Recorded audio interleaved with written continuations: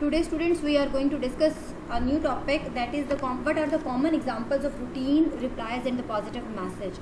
The common examples of routine replies and positive messages are 6 examples. Usually most routine and the positive message fall into the 6 types, fall into the 6 categories. Number 1, answer to routine request, जिसमें आप daily routine की जो request होती हैं उसका आप जवाब देते हैं, आंसर करते हैं. Secondly, grant of claims and request for adjustment, जब आपसे जो है वो किसी भी कस्टमर आपसे कोई क्लेम करता है किसी भी प्रोडक्ट के बारे में, या फिर जो है वो आपसे रिक्वेस्ट की जाती है कि उसको रीएडजस्ट किया जाए, या request for adjustment. Third thing is the recommendations. Number 4, routine informational messages. Number 5 is good news announcements, and number 4 is routine informational messages. Number 5 is good news announcements, and number 6 is goodwill messages. So these are the 6 categories, and most routine and positive message fall into these 6 categories. So we will discuss it one by one. Number 1 is that it is in your resource pack. It is on the page number 173. So answering request for information or action, when you need to or when you are asked to reply for a routine request, जब आपसे ये कहा जाता है कि आपने किसी routine request का जवाब देना है, या फिर फॉर इन्फॉर्मेशन और एक्शन, या फिर किसी रूटीन जो है वो आंसर जवाब देना है किसी रूटीन रिक्वेस्ट का इन्फॉर्मेशन के लिए या फिर जो है वो एक्शन के लिए. So if the request is straightforward, अगर वो रिक्वेस्ट जो है वो स्ट्रेट फॉरवर्ड है, then you will use the direct approach to reply that request. तो आप जो है उसमें जो है वो अगर वो आप उसमें क्या करेंगे कि आप उसमें डायरेक्ट अप्रोच जो है वो यूज़ करेंगे, क्योंकि if the request is straight away then the direct approach is appropriate.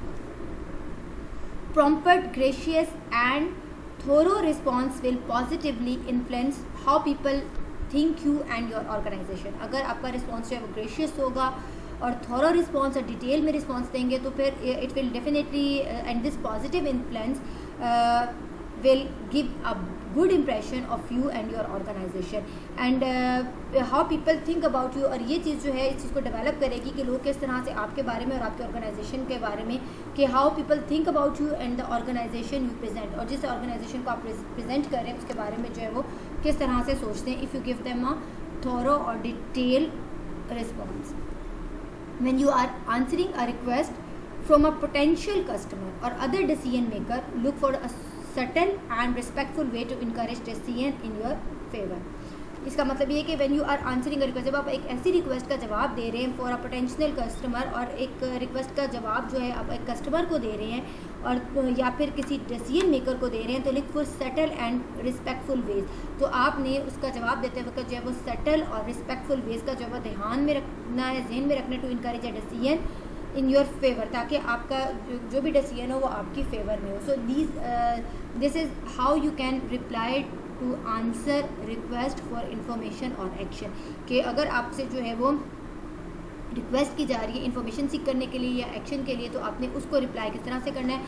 उसको आपने रिप्लाई करते वक्त जो है वो आपने स्ट्रेट फॉरवर्ड रिप्लाई करना है, उसके लिए डायरेक्ट अप्रोच यूज़ करनी है. और अगर आपका रिप्लाई जो है प्रॉम्प्ट है, ग्रेशियस है, अगर आपकी जो है वो ग्रेशियस है और थोरो रिस्पॉन्स है, तो विल पॉजिटिवली इन्फ्लुएंस, तो ये लोगों को पॉजिटिवली इन्फ्लुएंस करेगा कि how people think about you and your organisation. ठीक है जी. The second thing is that, second हमारे पास जो कैटेगरी थी, जो एग्जांपल थी रूटीन रिप्लाइज की, वो थी granting claims and request for adjustment. This is very important कि when you have to answer the claims and request for adjustment. Even the best run companies make mistakes. बहुत बड़ी बड़ी जो companies हैं sometimes वो भी इस बार उनसे भी जो है वो गलती हो जाती है, मिस्टेक हो जाती है. मिसाल के तौर पर, from shipping the wrong order to billing a customer credit card inaccurately. बाज़ औक़ात ये होता है कि जो बड़ी बड़ी कंपनीज़ हैं, जो बड़े बड़े ब्रांड्स हैं, sometime they also can make a mistake. उनसे भी गलती हो जाती है. उनसे क्या गलती हो जाती है कि वो गलत एड्रेस पे गलत ऑर्डर जो है वो सेंड कर देते हैं. From shipping the wrong order, कि गलत ऑर्डर जो है वो जो है वो गलत एड्रेस पे, ठीक एड्रेस पे जो है वो कोई भी गलत ऑर्डर जो है वो सेंड कर देते हैं. या फिर जो है जब वो बिलिंग करते हैं कस्टमर की, जो है वो बिलिंग जो है वो बिल बनाते हैं और billing a customer credit card inaccurately, तो वो उसके क्रेडिट कार्ड को जो है वो इनएक्यूरेटली यूज़ करते हैं। इस तरह के और बहुत से केसेस हो सकते हैं जिनमें आपकी ऑर्गेनाइजेशन जो है वो गलती कर सकती है, या बाज़ औक़ात बड़ी बड़ी ऑर्गेनाइजेशन भी गलती कर जाती है।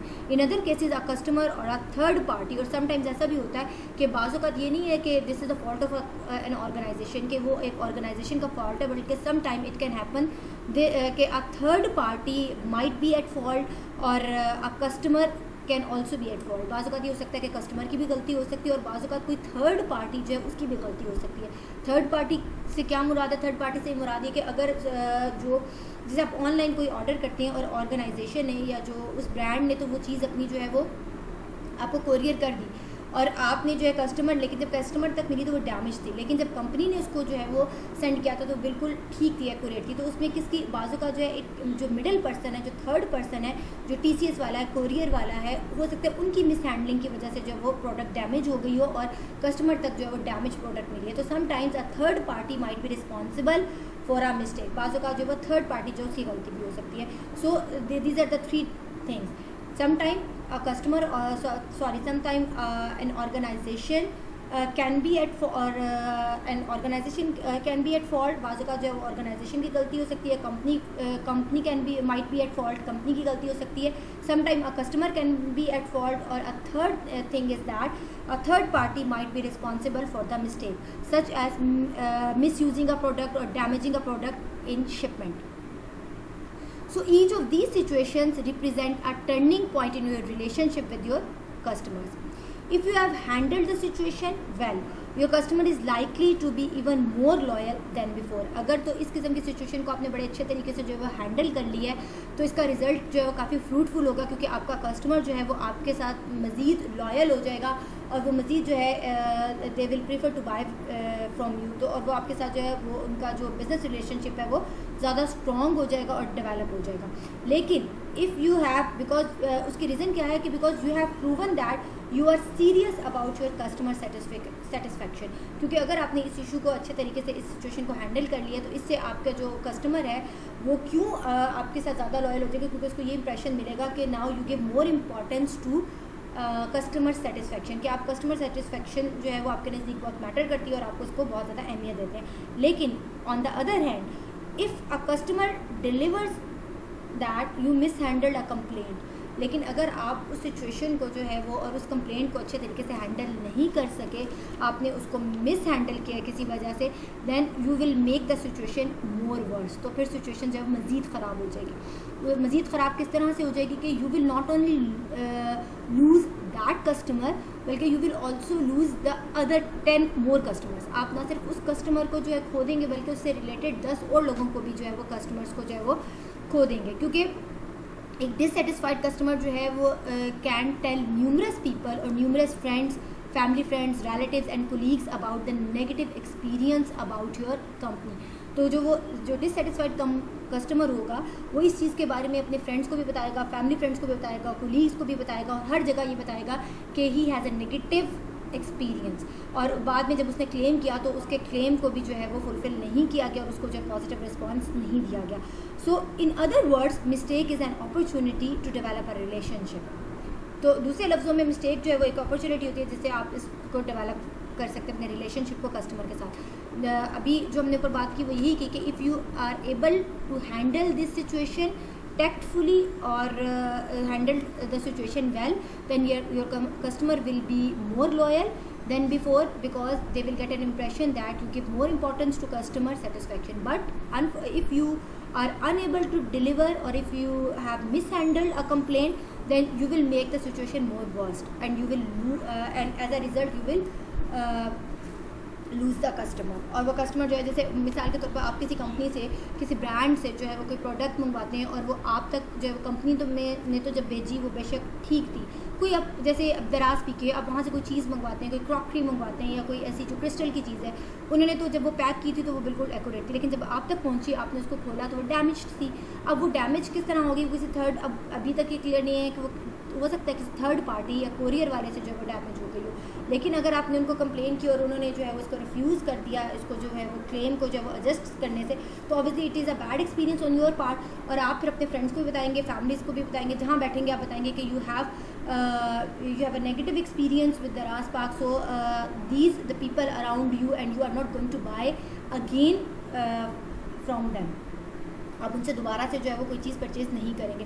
तो उसका नुकसान ये होगा कंपनी को कि वो एक कस्टमर तो गया, लेकिन उसके साथ साथ जो इर्द गिर्द उसने जितने लोगों को बताया नेगेटिव एक्सपीरियंस के बारे में, वो सारे लोग भी जो है वो वहाँ से जो है वो सारे लोग भी जो है वो सारे कस्टमर जो है वो लूज़ हो गए।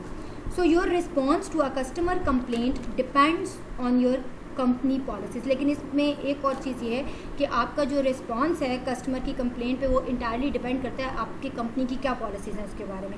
सो it entirely depends on your company policies for resolving such issues and your assessment of whether the company, the customer और some third party is at fault. और उसमें आपने असेस करना है, योर असेसमेंट इज़ इम्पॉर्टेंट कि either your company is at fault कि गलती उसमें आपकी कंपनी की है, इधर इट इज़ कस्टमर फॉल्ट कि उन्होंने इसको मिस हैंडल किया है जब कस्टमर तक वो प्रोडक्ट पहुंची है जिसकी वजह से वो डैमेज हो गई है, या फिर जो है वो कोई थर्ड पार्टी, कोई कोरियर वाला या जो शिपमेंट वाले हैं, दे आर रिस्पॉन्सिबल और इज़ दिस देयर फॉल्ट और ये उनका फॉल्ट है। So these are the 3 situations. अब हम तीनों सिचुएशंस को जो है वो हम ये डिस्कस कर रहे हैं जी, granting claims and request for adjustment. अभी मैंने आपको बताया कि ये क्यों इंपॉर्टेंट है क्लेम्स को ग्रांट करना और रिक्वेस्ट फॉर एडजस्टमेंट, क्योंकि अगर आपने सिचुएशन को अच्छी तरह से हैंडल किया तो उससे क्या होगा, और अगर गलत हैंडल किया तो क्या होगा। और बाज़ औक़ात ये होता है कि बड़ी बड़ी कंपनी से जो गलती हो जाती है और इसमें 3 चीज़ों को आपने असेस करना होता है कि इधर इट इज़ कंपनीज फॉल्ट, इधर इट इज़ कस्टमर्स फॉल्ट और इधर it is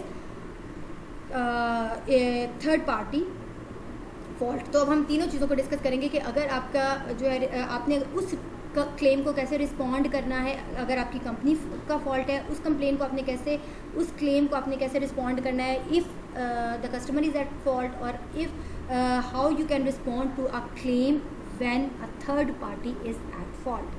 so number 1 is that responding to a claim when your company is at fault, कि आपने उस क्लेम को कैसे रिस्पॉन्ड करना है, उस क्लेम को कैसे आंसर करना है कि जब आपकी कंपनी फॉल्ट पर है। आपको पता चल गया, आपने असेस कर लिया कि now this is your organisation fault, this is your company's fault.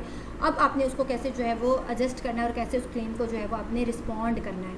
ठीक है जी। Before you respond when your company is at fault, make sure you know your company's policies in such cases which might include specific legal and financial steps to be taken. यानी कि जब आपने ये assess कर लिया कि it is your company's mistake, make sure you know all the policies of your company, आपको अपनी कंपनी की तमाम पॉलिसीज़ का पता हो इन सच केसेस, और ऐसे केसेस में विच माइट इंक्लूड, आपको पता हो कि स्पेसिफिक पता हो कि इसमें क्या लीगल और फाइनेंशियल जो है वो स्टेप्स जो है वो लिए जा सकते हैं। फिर आपने रिस्पॉन्स लिखना है। You can take the following steps in your mind. Number 1, acknowledge receipt of the customer's claim or complaint. जो भी कस्टमर ने आपसे जो क्लेम किया है प्रोडक्ट के बारे में या फिर जो कंप्लेन की है, आपके पास उसकी रिसीप्ट मौजूद हो। Number 2, you need to sympathise with the customers inconvenience of frustration.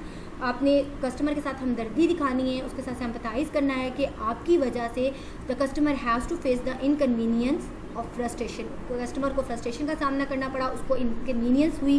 Third thing is that take personal responsibility for setting matter straight और फॉर सेटिंग मैटर रिजॉल्व। आपने जो है उसको पर्सनल रिस्पॉन्सिबिलिटी से ये शो कराना है, आपने उसको ये शो कराना है कि you are now going to take a personal responsibility that this matter will be resolve, कि ये मसला जो है वो उसको सेट कर दिया जाएगा, उसको रिजॉल्व कर दिया जाएगा। ठीक है जी, पर्सनल रिस्पॉन्सिबिलिटी शो करनी है। Fourth is that explain briefly और precisely how you have resolve the issue और your plan to resolve the matter, कि आपने उसको कस्टमर को जो है वो एक्सप्लेन करना है ब्रीफली और प्रिसाइसली कि किस तरह से आपने इस मैटर को रिजॉल्व किया है, या फिर आपके माइंड में क्या फ्रेम है, क्या प्लान है, कि वो क्या प्लान आपके माइंड में, how you are going to resolve that issue, कि आप किस तरह से इस इशू को रिजॉल्व करने जा रहे हैं। Fifth thing is that take steps to repair the relationship, जो उसके नतीजे में जो आपका और कस्टमर का जो रिलेशनशिप डैमेज हुआ है, try to repair that relationship with the customer, ताकि नेक्स्ट टाइम जो है इस इशू को रिजॉल्व करने के बाद आपका जो उसके साथ बिजनेस रिलेशनशिप है वो मेंटेन रहे।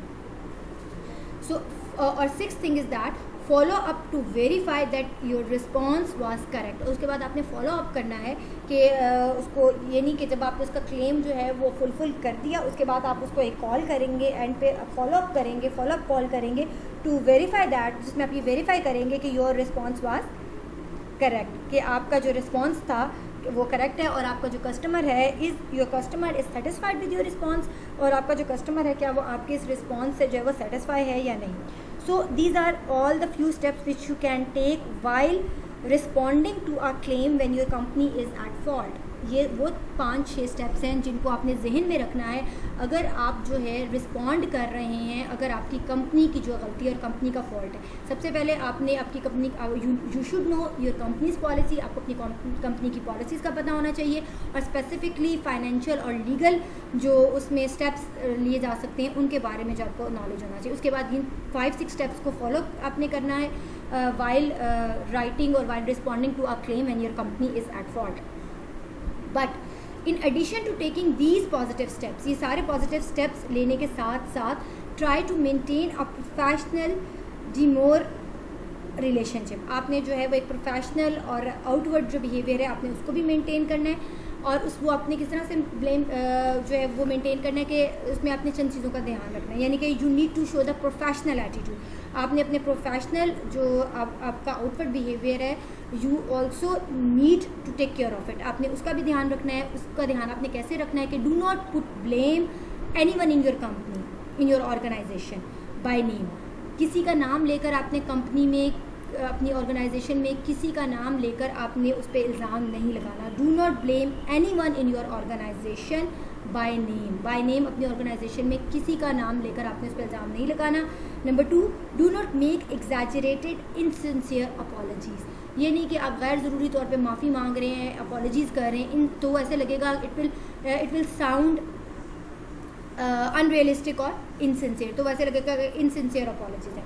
Do not imply the customer is at fault, और आपने ये भी शो नहीं करना कि आप ये कहना चाह रहे हैं कि कस्टमर की गलती है, ठीक है जी। Do not promise more than you can do. And the fourth thing is that कि ऐसी किसी चीज़ का वादा नहीं करना जो आपकी कंपनी की पॉलिसीज़ के अगेंस्ट है या आउट ऑफ द वे जाके, तो ऑब्वियसली आप किसी को जो अकोमोडेट नहीं कर सकते ना, आउट ऑफ द वे जाके तो आप किसी कस्टमर को पॉलिसीज़ के अगेंस्ट, कंपनी की पॉलिसीज़ के अगेंस्ट जाकर आप किसी कस्टमर को जो है वो उसको जो है उसके क्लेम को जो है वो एडजस्ट नहीं कर सकते या उसको रिस्पॉन्स नहीं दे सकते। तो do not promise more than what then you can deliver.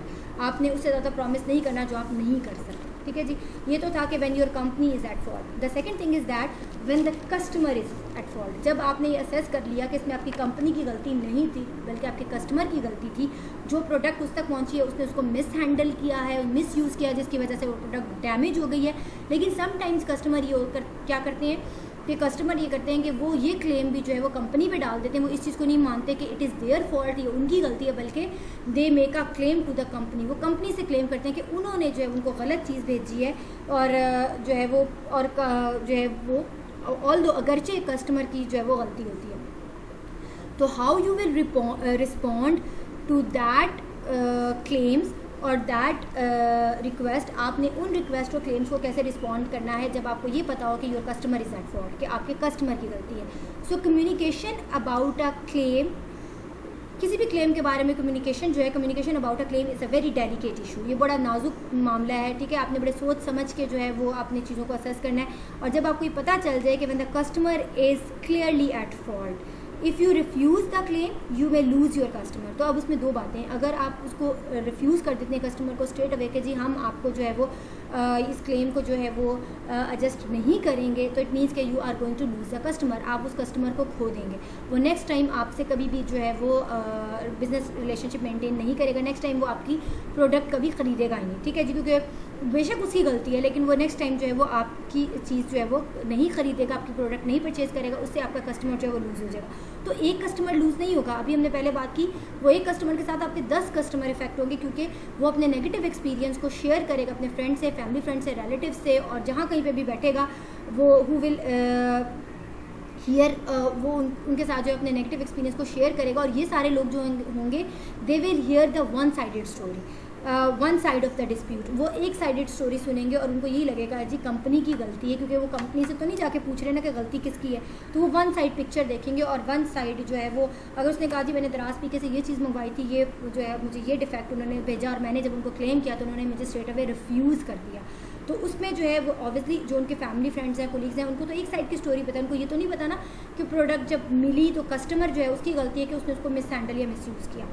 So you must weigh the, उसके बाद आपने क्या करना है, अब आपको ये पता है कि your customer is at fault, तो आपने उसमें एक अहम बात ये कि you must weigh the cost of making the adjustment against the cost of losing the future business from one or more customers. आपने ये देखना है कि अगर आप इस, आपने उसको वेटेज आपने देखनी है कि अगर आप इस एक कस्टमर की जो रिक्वेस्ट है या इसका जो क्लेम है, अगर आप उसको फुलफ़िल कर देते हैं तब आपको ज़्यादा नुकसान होगा, या फिर आपको तब ज़्यादा नुकसान होगा कि इस एक कस्टमर के जाने से आपके 10 कस्टमर और इफेक्ट हो रहे हैं। तो आपने दोनों की कॉस्ट को जो है कंपेयर करना है कि you must weigh the cost of making the adjustment, कि अगर आप एडजस्टमेंट करें, सपोज अगर वो 3000 की चीज़ थी, अगर वो 3000 की चीज़ आप उसको अपनी पॉकेट से दे रहे हैं, आपको तब नुकसान हो रहा है, या फिर जो है आपको उस सूरत में नुकसान है कि वो 3000 की चीज़ ना देने से, उस क्लेम को जो है वो कंसिडर ना करने से या एडजस्टमेंट ना करने से जो है, अगर आपको कोई कस्टमर जाता है उससे 10 कस्टमर जाते हैं जिनकी 3,000 की परचेज है, सपोज उसके साथ 10 कस्टमर जा रहे हैं, तो 10 मल्टीप्लाई बाय 3000 इज़ 30,000, तो वो आपका 30,000 का नुकसान ज़्यादा है। तो बेहतर है कि वो एक दफ़ा आप 3000 का नुकसान जो है वो ले लें। उसका फ़ायदा ये होगा कि आपके वो जो 10 कस्टमर्स हैं वो नहीं जाएंगे और you will not lose the customer. ठीक है जी, तो इसलिए आपने देखा होगा बहुत सी कंपनीज अब ऐसी हैं कि जिनकी ये पॉलिसीज़ है कि वो एडजस्टमेंट करती हैं। ठीक है जी, तो उसमें आपने जो है वो इस चीज़ को एस्टिमेट करना है। Some companies have a strict guidelines for responding to such claims, और लेकिन कुछ कंपनीज ऐसी हैं उनकी स्ट्रिक्ट गाइडलाइन होती है कि आपने जो है क्या करना है कि आपने इस चीज़ को कैलकुलेट करना है कि हमारा फ़ायदा किस में हो रहा है, और फिर आपने जो है वो इस चीज़ को तब रिस्पॉन्ड करना है, हर क्लेम को इंडिविजुअली रिस्पॉन्ड करना है। कुछ कंपनीज़ की पॉलिसीज़ ऐसी होती हैं कि उसमें ये होता है कि आपने हर कस्टमर को वो नहीं करना। हाँ, अगर कोई ऐसा कस्टमर है जो बहुत रेगुलर कस्टमर है, आप उसकी हिस्ट्री अगर निकाल कर देख लें, अगर उसने आपसे जो है बहुत ज़्यादा शॉपिंग की है 50,000 के अराउंड, या फिर जो है वो आपसे ऑफ एंड ऑन चीज़ें परचेज़ करता है, तो फिर आप जो है उसको उसकी पॉजिटिवली जो है वो रिस्पॉन्स करेंगे। तो इसका मतलब ये कि some companies have a strict guidelines for responding to such claims, whereas other give individual employee and manage some leeways in making case by case decision। और कुछ कंपनीज जो है वो ये कहती हैं कि कुछ कंपनीज की स्ट्रिक्ट गाइडलाइन होती है कि हमने इस क्लेम को जो है वो, चूँकि कस्टमर इज़ एट फॉल्ट, तो हमें कोई फ़र्क नहीं पड़ता अगर कस्टमर जो है हमारा एक कम भी हो जाता है तो उसकी वजह से हमें कितना नुकसान हो रहा है, हमारी स्ट्रिक्ट पॉलिसी कि हम इसको जो है we are not going to adjust it, हम इसको एडजस्ट नहीं करें। लेकिन कुछ कंपनीज जो है उनकी पॉलिसी ये होती है कि आप वेरी करता है कि कस्टमर टू कस्टमर, कि आप इंडिविजुअल उसकी केस बाय केस स्टडी करें। अगर आपको ये लगता है कि रेगुलर कस्टमर है और जो है ये हमारे से ऑफ एंड ऑन जो है परचेज़ करता रहता है और इसकी हिस्ट्री जो है परचेजिंग की वो बहुत ज़्यादा है और ये इसकी वजह से जो है वो 50-60,000 की हमसे शॉपिंग करता है, तो फिर आप उसके क्लेम को जो है वो आप उसके क्लेम को एडजस्ट कर दें ताकि जो है वो कस्टमर का जो है वो ताकि कंपनी जो है वो एक रेगुलर कस्टमर को जो है वो लूज़ ना करें। सो कुछ कंपनीज जो हैं वो अपनी पॉलिसीज़ जो हैं वो इंडिविजुअल एम्प्लॉयज़ और की कुछ पॉलिसीज़ ऐसी बनाती हैं जिसमें जो है वो केस बाय केस डिसीजन जो है वो लिया जाता है। सो इफ़ यू चीज़ और the next thing is that if you choose to grant the claim open with that good news, अगर आपने डिसाइड कर लिया कि आप क्लेम को जो है वो फुलफ़िल कर रहे हैं और पॉजिटिव रिस्पॉन्स है, now you are going to adjust it, तो फिर you will open your message with a good news, आप उसको गुड न्यूज़ के साथ ओपन करेंगे। हाउएवर जो आपका body of the message need special attention, जो बॉडी ऑफ द मैसेज जिसमें आप डिटेल और एक्सप्लेनेशन देते हैं उसमें आप जो है वो स्पेशल अटेंशन देंगे कि नेक्स्ट टाइम जो है, और उसमें आप उसको जो है क्लियर कट मैसेज देंगे कस्टमर को कि ऑल द टाइम और next time he will not B जो है वो अकोमोडेटेड, उसको नेक्स्ट टाइम जो है वो अकोमोडेट नहीं किया जाएगा। However body needs special attention because you want to discourage similar claims in the future, और आप उसमें जो है वो उसको बताएंगे, उसको डिस्करेज करेंगे कि नेक्स्ट टाइम इस तरह के क्लेम्स को इंटरटेन नहीं किया जाएगा। Moreover try to discourage future mistake without insulting the customer, लेकिन इसका ये मतलब नहीं है कि आप उसकी कस्टमर की जो है वो इंसल्ट करने लग जाएंगे। पहले आप उसको गुड न्यूज़ दे रहे हैं कि ठीक है, चूँकि वो आपका रेगुलर कस्टमर है, वो आपसे बहुत ज़्यादा परचेज़ करता है, आप उसको गुड न्यूज़ दे रहे हैं कि जी ठीक है, हम आपका क्लेम जो है वो एडजस्ट कर देंगे और आपको ये चीज़ जो है वो आपका क्लेम और आपकी जो रिक्वेस्ट फॉर एडजस्टमेंट है उसको हम पॉजिटिवली रिस्पॉन्स कर रहे हैं, लेकिन इसके साथ साथ आपने बॉडी जो मैसेज है उसमें आपने उसको क्लियर कट ये भी मैसेज देना है कि next time be careful, next time such sort of claims will not be entertained, उनको जो है वो इंटरटेन नहीं किया जाएगा। लेकिन इसका मतलब नहीं है कि विदाउट इंसल्टिंग द कस्टमर, आपने कस्टमर की इंसल्ट नहीं करनी, इन वर्ड्स में करना है, उसको कन्वे करना है कि उसको बुरा भी ना लगे, ठीक है जी। और लास्ट पे जी क्लोजिंग है, close in a courteous manner that express your appreciation for the customers business, ठीक है जी। और third thing is that responding to those claims when the third party is at fault. अब जो है अब उन क्लेम्स की बारी आती है कि आपने उन क्लेम्स को कैसे रिस्पॉन्ड करना है, उन रिक्वेस्ट फॉर एडजस्टमेंट का कैसे जवाब देना है when you know this thing that it is not the customers fault, it is not the companies fault, it is the third party fault. ये थर्ड पार्टी का फॉल्ट है, जैसे कोरियर वगैरह है, शिपमेंट है, उसके दौरान जब डैमेज हुआ है, लेकिन कस्टमर को तो ये नहीं पता ना, कस्टमर ने तो आपको पेमेंट की है फुल, और कस्टमर आपसे ये एक्सपेक्ट करता है कि जो चीज़ उसको डिलीवर की जाए वो प्रॉपर हो, उसके वो डैमेज चीज़ तो नहीं आपसे जो है वो डिमांड कर रहा ना, तो इसलिए जो है वो उसमें this is not the customers fault, so this is the third party fault, और उसमें जो है वो आपको उसको जो है वो एडजस्ट करना पड़ेगा। So some claims are the result of a mistake by the third party.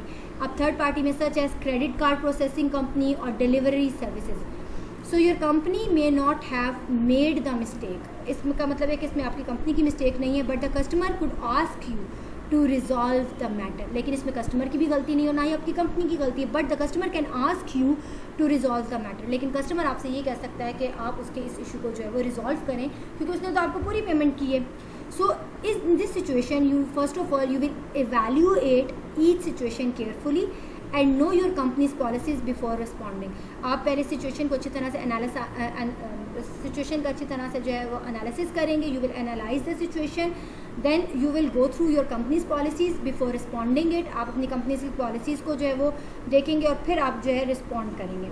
For instance, मिसाल के तौर पर अगर कोई ऑनलाइन रिटेलर है और जो कंपनी है जिसने वो चीज़ बनाई है, an online retailer and the company that manufacture it's merchandise might have an agreement specifying that the manufacturers automatically handle all the complaints about product quality.